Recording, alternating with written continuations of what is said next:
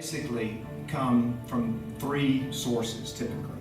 Things people do to us, things people take from us. For instance, and for me, I had a childhood taken away from me. That was an emotional wound. I wasn't physically abused by my father. I was abandoned by my father. But he stole my childhood. I didn't get to have a childhood because of his lifestyle. So he took that from me, okay? It wasn't something physical. He didn't steal my billfold. He stole my childhood. And that hurt me. I was wounded by that. I didn't know it. The root is the same for every one of us. We're wounded by the fall.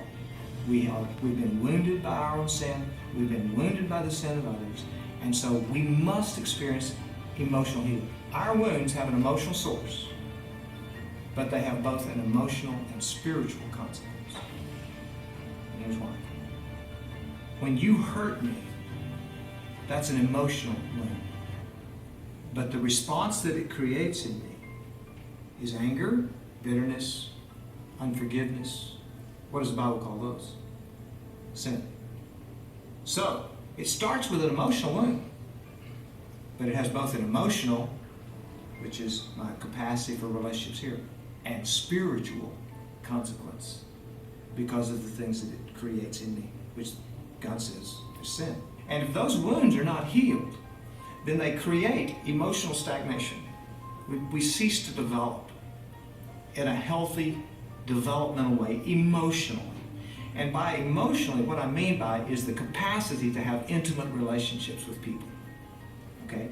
Because what emotional wounds do is they cause me to go through life like this.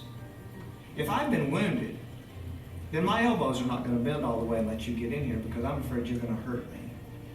And so I'm going to hold you off. And the more wounded I am, the more stiff arm I'm going to do with people, the less capacity I'm going to have for intimate relationships with people.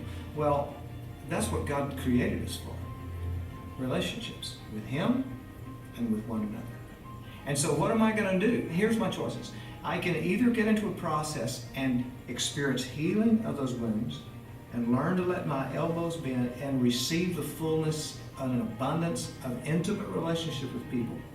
Or I can refuse to experience healing, keep people at a distance, and try to medicate the pain with sexual behavior sometimes, alcohol, success, whatever.